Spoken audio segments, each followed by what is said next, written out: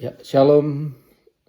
Renungan dari Kejadian 27, pasal yang sangat menarik, di mana ini detik-detik terakhir eh, tentang Ishak sebelum dia meninggal.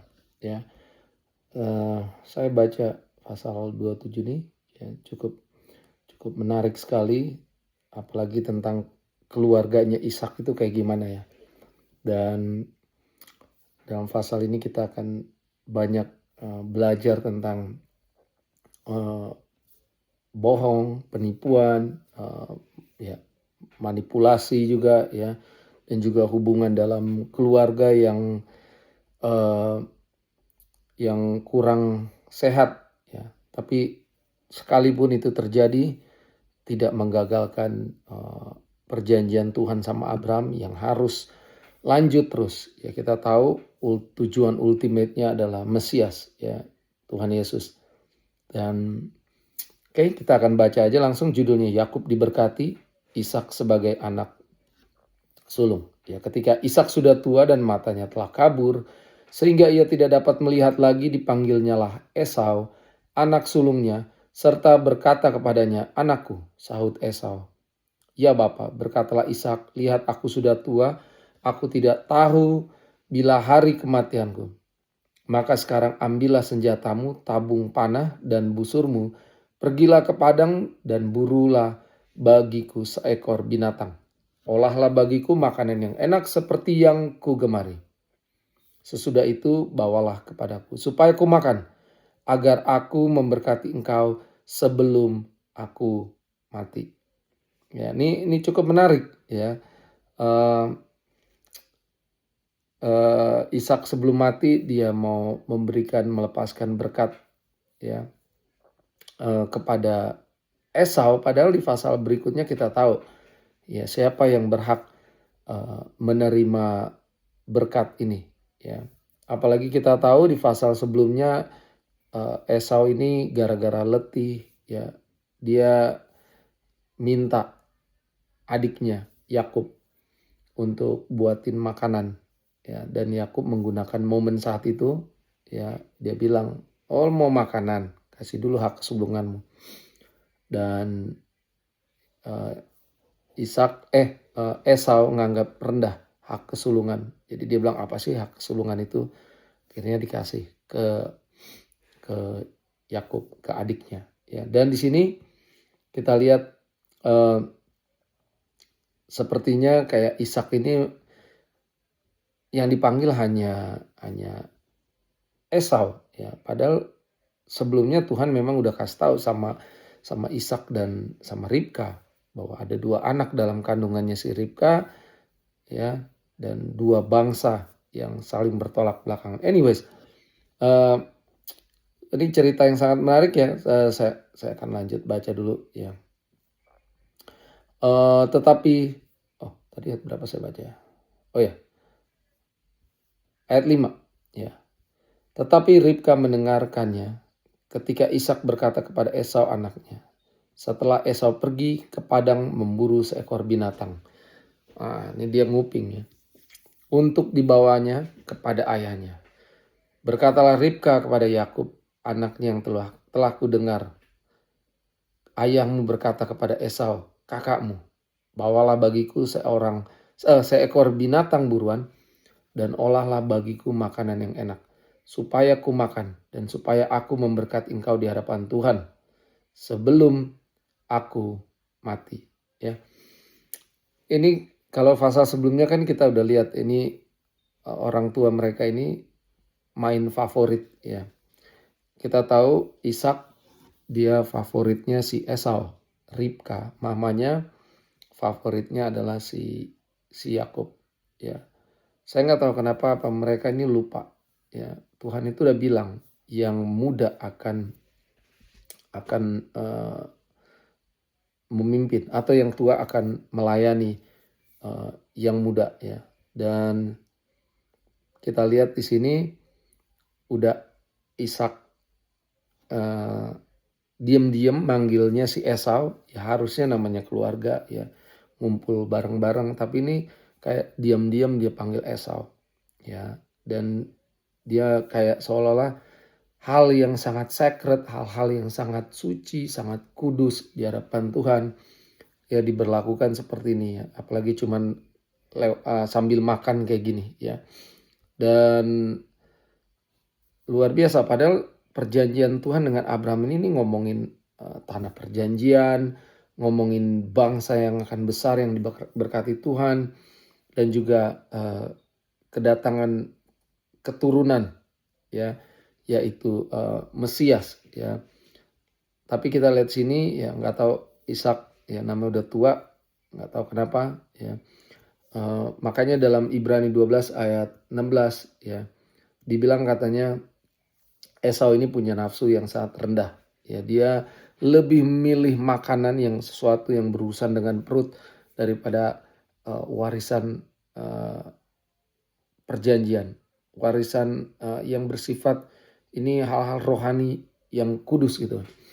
Ya, Ibrani 12:16 bilang janganlah ada orang yang menjadi cabul atau yang mempunyai nafsu rendah seperti Esau yang menjual hak kesulungannya untuk sepiring makanan. Ya, luar biasa, yang demi makanan ya, demi hidup, Esau rela ya menjual hak kesulungannya. Dia nggak begitu memandang penting hak kesulungan ini ya. Padahal hak kesulungan itu biasanya ya kalau di anak pertama itu menjadi pewaris. Ya, pewaris apa itu? Baik itu tanah, ya harta. Kalau di sini kita ngomongin pewaris janji Tuhan. Ya, janji Tuhan kepada Abraham, ya, janji Abraham udah dibuat namanya masyhur, dibuat bangsa yang besar, bangsa-bangsa akan diberkati olehnya, ya. Nah, ini luar biasa, harusnya ini sangat sakral ya. Tapi Esau nggak anggap ini sesuatu yang berharga, yang worth fighting for ya. Dan ya itulah ya, Ishak juga salah ya bapaknya dalam cara melakukan dalam memutuskan untuk memberkati ke anak ke hak kesulungan ini, yang dimana kita tahu hak kesulungan ini satu ya, Tuhan udah bilang untuk yang lebih muda ya, yang tua akan melayani menjadi hamba yang muda. Dan Esau sendiri di pasal sebelumnya udah bilang apa sih nih hak kesulungan, dah ambil aja sini, yang penting gua kenyang ya. Dan mungkin kita kayak saya juga bertanya, kenapa sih Tuhan pilih Yakub nggak pilih Esau ya? Ini sesuatu pertanyaan yang sebenarnya kalau ada jawabannya juga nggak efek ya. Yang satu hal yang kita tahu adalah Tuhan itu berkuasa, dia berdaulat. Kadang kita berpikir secara manusia, secara garis keturunan, secara kedagingan ya, yang paling tua harusnya ya, tapi Tuhan rubah gitu. Dan contoh-contoh sebelumnya juga ya, sama Abraham, Ismail anak pertama, tapi Tuhan bilang enggak, yaitu Ishak.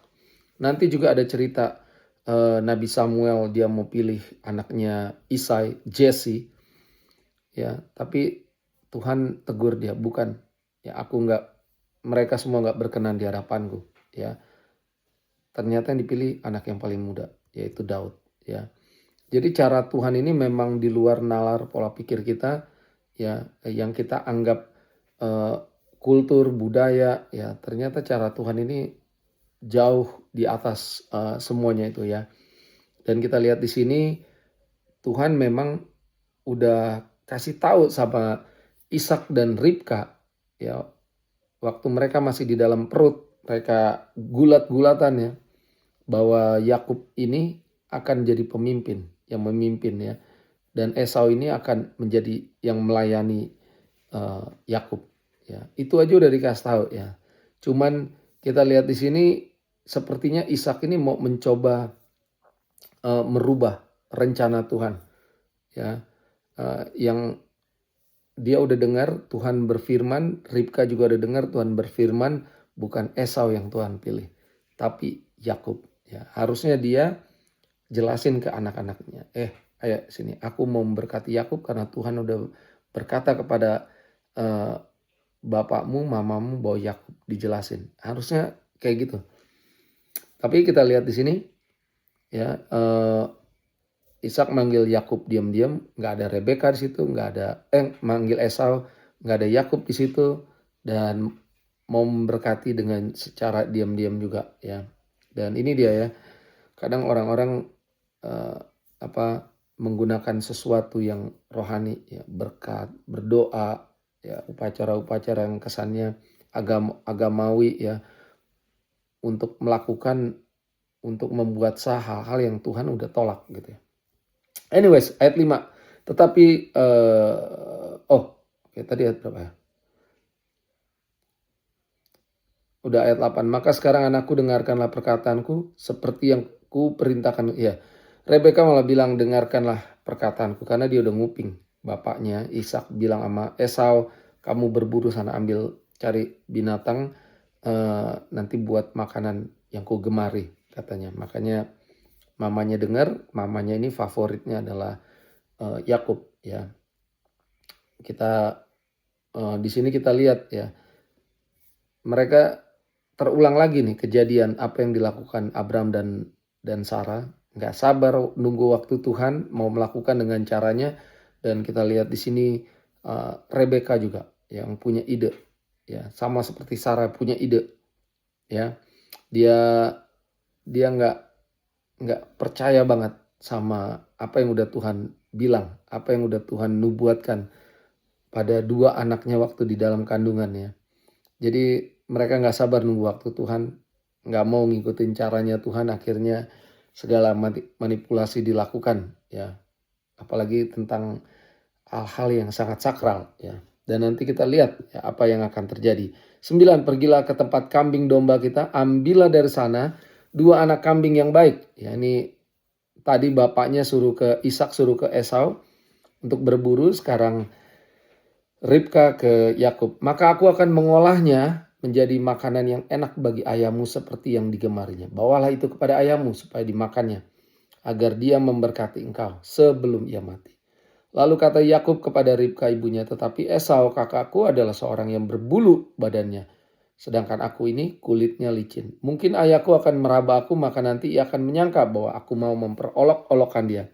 Dengan demikian, aku akan mendatangkan kutuk atas diriku dan bukan berkat. Ya, penjelasan yang benar ya. Yakub mau coba benar ya, walaupun kita tahu nih Yakub ini agak-agak licik juga orangnya. Dia tahu betul, dia bilang ini bisa mendatangkan kutuk atas diriku dan bukan berkat. Tetapi ibunya berkata kepadanya, akulah yang menanggung kutuk itu. Anakku, dengarkan saja perkataanku sambil pergilah ambil kambing-kambing itu ya. Luar biasa ya, jadi semuanya kok jadi error ya, dari Ishak, Esau, mamanya ini Ribka dan Yakub. Lalu ia pergi mengambil kambing-kambing itu dan membawanya kepada ibunya. Sesudah itu ibunya mengolah makanan yang enak seperti yang digemari ayahnya. Kemudian Ribka mengambil pakaian yang indah kepunyaan Esau, anak sulungnya, pakaian yang disimpannya di rumah, lalu disuruhnya lah dikenakan oleh Yakub, anak bungsunya. Dan kulit anak kambing itu dipalutkannya pada kedua tangannya, semakin pintar bermanipulasi. Kedua tangan Yakub dan pada lehernya yang licin itu. Lalu ia memberikan makanan yang enak dan roti yang telah diolahnya kepada Yakub anaknya. Demikianlah Yakub masuk ke tempat ayahnya serta berkata, "Bapa," sahut ayahnya. "Ya anakku, siapakah engkau?" Kata Yakub kepada ayahnya, "Akulah Esau, anak sulungmu." Wah, luar biasa. "Telah kulakukan seperti yang Bapa katakan kepadaku. Bangunlah, duduklah, dan makanlah daging buruan masakanku ini, agar Bapa memberkati aku." Lalu Ishak berkata kepada anaknya itu, "Lekas juga engkau mendapatkannya anakku." Jawabnya, "Karena Tuhan Allahmu membuat aku mencapai tujuanku." Luar biasa.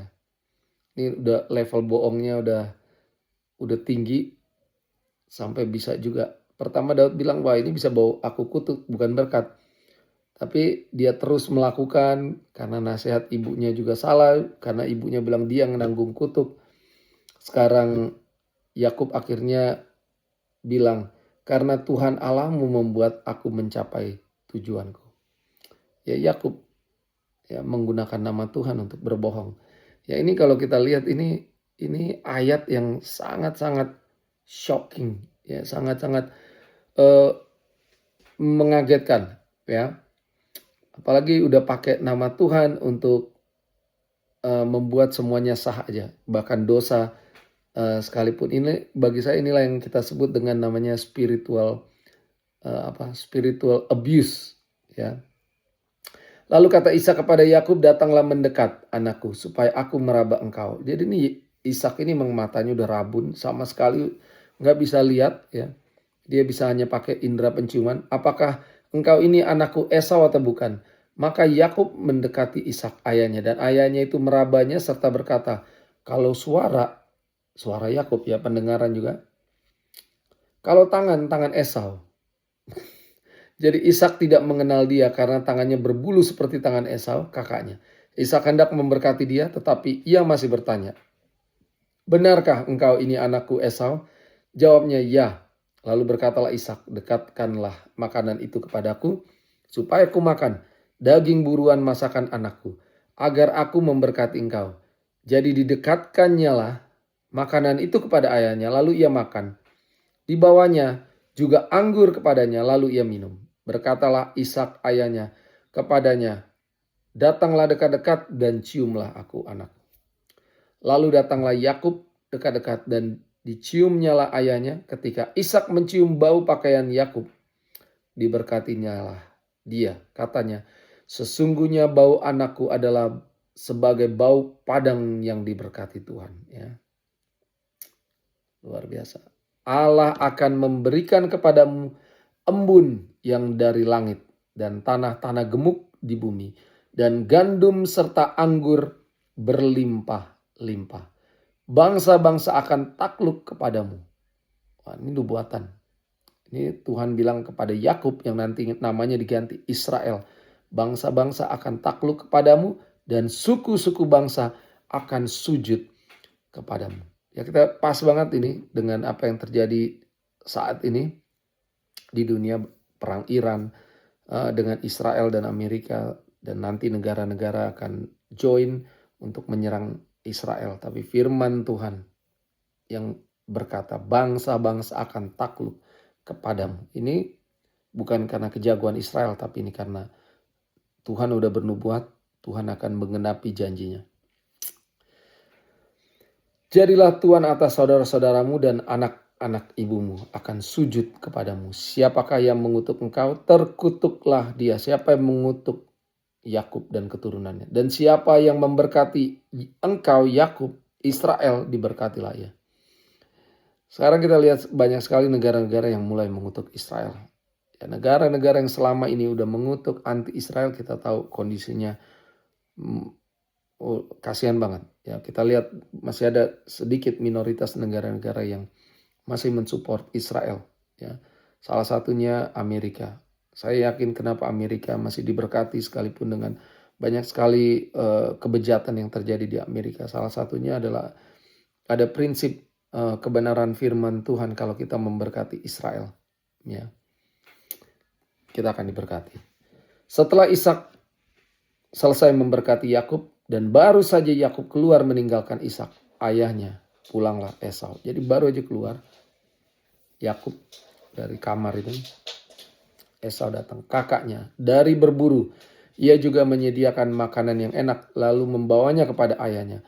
Katanya kepada ayahnya, Bapa bangunlah dan makan daging buruan masakan anakmu, agar engkau memberkati aku. Tetapi kata Ishak ayahnya kepadanya, siapakah engkau ini? Sahutnya, akulah anakmu, anak sulungmu Esau. Lalu terkejutlah Ishak dengan sangat serta berkata, siapakah gerangan dia yang memburu binatang itu dan telah membawanya kepadaku? Ya, ini kita lihat Esau udah capek-capek berburu, masak. Ya, tahu-taunya Ishak tolak dia. Ya, ini sangat menyedihkan ceritanya. Kenapa bisa jadi begini? Ya, padahal kalau mereka baik-baik menjalankan apa yang Tuhan perintahkan, waktu anak-anak mereka masih dalam kandungan, mungkin dari kecil udah dibilangin, kalian nanti begini ya, Tuhan udah punya rencana perjanjian atas kakekmu, nenekmu, eh, dan perjanjian ini akan kita carry out, kita jalanin, kita yang megang tongkat estafetnya, nanti kita bawa ke generasi berikutnya. Tapi keluarga ini gagal, saya nggak tahu kenapa mereka gagal menceritakan tentang Tuhan kepada anak-anaknya, sehingga akhirnya jadi keluarga yang dysfunction ya, keluarga yang amburadul ya. Terus dibilang, aku telah memakan semuanya sebelum engkau datang dan telah memberkati dia, dan dia akan tetap orang yang diberkati. Ya, jadi kita lihat Ishak nggak bisa mengambil kembali urapan atau berkat anak sulung tadi. Ya, karena kita tahu ini kalau di zaman saat ini, ya ini sesuatu yang yang mengikat gitu ya. Deklarasi berkat ya kepada seseorang, begitu sudah diucapkan ya, ini bisa hal ini, karena ini sakral ya, ini bisa mengubah arah tujuan hidup ya. 34, sesudah Esau mendengar perkataan ayahnya itu, meraung-raunglah ia dengan sangat keras dalam kepedihan hatinya, serta berkata kepada ayahnya, berkatilah aku juga ya Bapa. Ya, Esau menyesal seperti biasa, penyesalan selalu datang belakangan ya.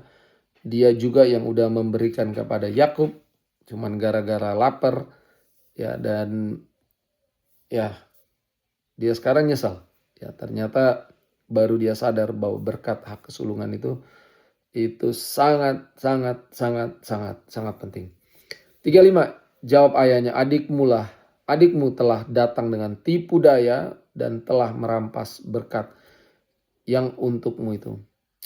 Ya, kita lihat semua orang yang terlibat dalam pasal 27 ini, mereka tidak merespek, tidak honor, tidak menghormati hal-hal yang sakral, hal-hal yang kudus. Ya, kita tahu Ishak mencoba mengganti rencana Allah. Yang kedua, Ribka. Ya, Ribka mau coba melakukan dengan caranya sendiri. Dia tahu betul nubuatan ini, ya. Tapi dia nggak mau dengan cara Tuhan, dia nggak mau dengan waktunya Tuhan. Apalagi Esau yang menjual hak kesulungannya Yakub dengan cara manipulatif, ya, dengan cara tipu daya, tipu sana sini juga ya. Kata Esau, bukankah tepat namanya Yakub karena ia telah 2 kali menipu aku. Hak kesulunganku telah dirampasnya. Dia nggak menipu.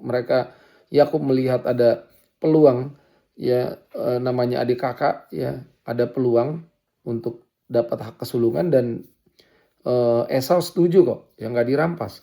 Sekarang dirampasnya pula berkat yang untukku. Ya, di saat ini Esau itu nggak punya hak lagi untuk hak kesulungan itu. Satu, karena Tuhan pilihnya Yakub. Kenapa? Hak kedaulatannya Tuhan. Supaya kita nggak bergantung dengan pola budaya yang ada, yang tua yang akan menerima warisan. Ya, giliran sekarang cara Tuhan berbeda. Ya. Memang mau-maunya Tuhan. Ya, tapi harusnya kan bisa bagus ya kalau orang tuanya ini mendidik anaknya dari dulu. Ya, tapi kita lihat di sini kayaknya semuanya ini menunggu waktu sampai Ishak ini udah mau mati, baru dia melakukan hal ini, akhirnya kacau balau. Ya. Kata Esau, lalu katanya, apakah Bapa tidak mempunyai berkat lain bagiku? Lalu Ishak menjawab Esau, katanya, sesungguhnya telah kuangkat dia menjadi tuan atas engkau. Nah, harusnya ini nggak mengagetkan. Ya, ini kan udah dinubuatkan dari bayi ya. Inilah parenting orang tua yang salah mendidik anak-anaknya. Ya, harusnya orang tua itu memang dari kecil anak-anak harus dididik tentang Tuhan. Kalau enggak ya bisa jadi gini, pas sudah mau mati ributan warisan, ribut tentang apa yang menjadi haknya ya. Dan segala saudaranya telah kuberikan kepadanya menjadi hambanya. Jadi udah dibilang yes, Esau menjadi hambanya, dan ini penggenapan nubuatan. Harusnya nggak jadi sesuatu yang big deal, yang heboh buat semuanya berantakan. keluarga amburadul yang enggak. Yang telah kubekal dia dengan gandum dan anggur, maka kepadamu apalagi yang dapat kuperbuat, ya anakku? Kata Esau kepada ayahnya, hanya berkat yang satu itukah yang ada padamu, ya Bapa? Berkatilah aku ini juga, ya Bapa. Dan dengan suara keras menangislah Esau. Lalu Ishak ayahnya menjawab, sesungguhnya tempat kediamanmu akan jauh dari tanah-tanah yang gemuk di bumi, dan jauh dari embun dari langit di atas sana. Engkau akan hidup dari pedangmu, dan engkau akan menjadi hamba adikmu. Ya, ini benar. Ya, inilah nubuatan Tuhan. Tetapi akan terjadi kelak apabila engkau berusaha sungguh-sungguh, masih ada kesempatan. Maka engkau akan melemparkan kuk itu dari tengkukmu. Yakub lari ke Mesopotamia, ya karena takut pastinya. Esau menaruh dendam kepada Yakub karena berkat yang telah diberikan oleh ayahnya kepadanya. Lalu ia berkata kepada dirinya sendiri, hari-hari berkabung karena kematian ayahku itu tidak akan lama lagi. Pada waktu itulah Yakub adikku akan kubunuh. Ya, ingat cerita adik kakak yang membunuh adiknya Kain, bunuh Abel karena cemburu juga. Ya. Ketika diberitahukan perkataan Esau anak sulungnya itu kepada Ribka, maka disuruhnya lah memanggil Yakub anak bungsunya, lalu berkata kepadanya, Esau, kakakmu bermaksud balas dendam dengan membunuh engkau. Jadi sekarang anakku, dengarkanlah perkataanmu, bersiaplah engkau dan larilah kepada Laban. Laban ini abangnya Ribka, saudaraku ke Haran. Ya di sini ini aja udah sesuatu yang janggal sebagai seorang ibu, dia nggak nasehatin Esau. Tapi ini memang udah too late karena anak-anaknya ini pola pikirnya udah set. Udah susah dirubah karena mereka udah dewasa ya. Di sini juga Esau juga udah married, punya istri 2 ya. Dan bawa kesedihan juga untuk orang tuanya. Dan tinggallah padanya beberapa waktu lamanya sampai kegeraman dan kemarahan kakakmu itu surut daripadamu, dan ia lupa apa yang telah engkau perbuat kepadanya. Kemudian aku akan menyuruh orang menjemput engkau dari situ. Mengapa aku akan kehilangan kamu berdua pada satu hari juga? Ya, ini dia ya, kita lihat luar biasa, semakin berantakan, semakin mereka coba melakukan hal-hal dengan caranya semakin kacau. Ya, sekarang akhirnya Yakub mau dibunuh. Ya, Esau sudah merencanakan begitu Ishak mati, saya akan bunuh. Mamanya dengar, nggak kasih nasihat ke Yakub, malah mamanya kan sayang, favoritnya adalah si Yakub. Jadi punya ide dikirim ke abangnya, ya pamannya si Yakub. Tapi apapun yang terjadi ya, pasal ini memang kita lihat ya, keluarga yang amburadul sekalipun seperti ini. Ya, ini tidak akan membuat perjanjian Tuhan kepada Abraham batal. Perjanjian Tuhan sampai Mesias datang akan lanjut berjalan. Artinya rancangan-rencana Tuhan itu lebih kuat, lebih powerful daripada kegagalan-kegagalan kita manusia. Ya. Pasal terakhir bilang, ayat terakhir, kemudian Ribka berkata kepada Ishak, aku telah jemu hidup karena perempuan-perempuan Het itu. Jikalau Yakub juga mengambil seorang istri dari antara perempuan negeri itu, semacam perempuan Het itu, apa gunanya aku hidup lagi? Ya.